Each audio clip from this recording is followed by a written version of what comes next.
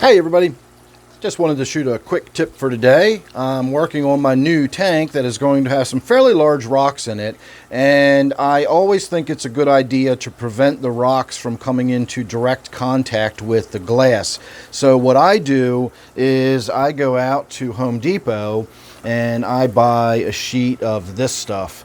It is typically called egg crate plastic, but it is sold as a light diffuser. It fits into the overhead fluorescent fixtures and acts as the light diffuser. So for, I think this was $12.49 or $13.49 or something like that, it is a nice little sheet of plastic that will go in the bottom of the tank. I can cut it to fit exactly in there, one big sheet, and then I don't have to worry about any of those rocks coming in contact with the bottom of the tank. And the reason I do that is twofold.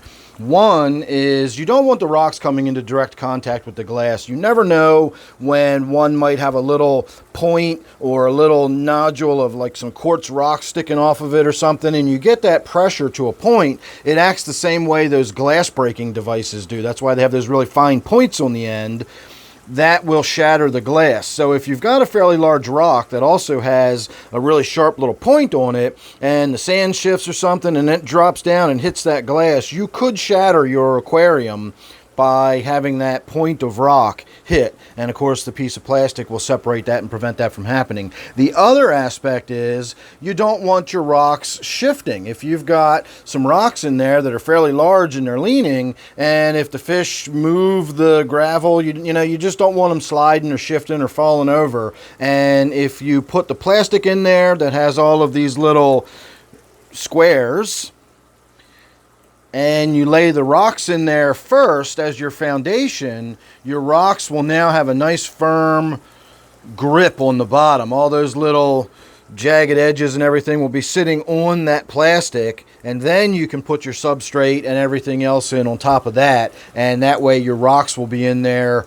solid. And if the fish get in there and they dig or they burrow, like I'm going to have a crayfish in this tank for example, and crayfish are diggers and burrowers, and I don't want them shifting the gravel around, that could in turn cause the rocks to fall over. So the big rocks always go in first. They always go right on that plastic, and then I will backfill substrate around the rocks once they're in there. So there's today's little quick tip.